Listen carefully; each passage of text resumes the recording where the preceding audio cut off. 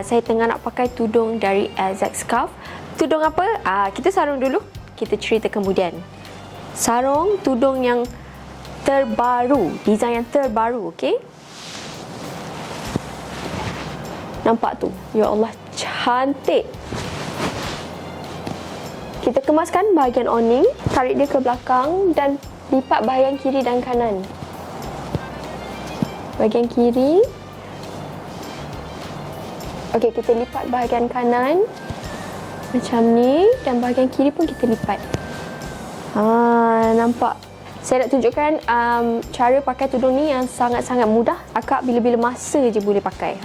Okey, macam ni. Yang ni kita letakkan ke belakang macam ni je. Pinkan satu dekat bahagian sini.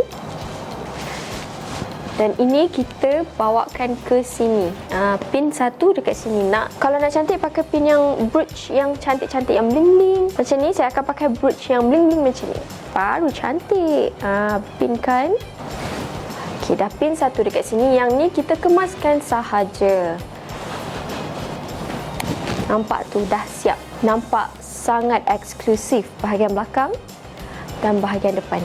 So, kalau akan nak dapatkan corak yang eksklusif ni, hanya ada pada AZEK Scarf. So, dapatkan cepat sebelum stok kita habis. Nanti dah tak restock. Bye!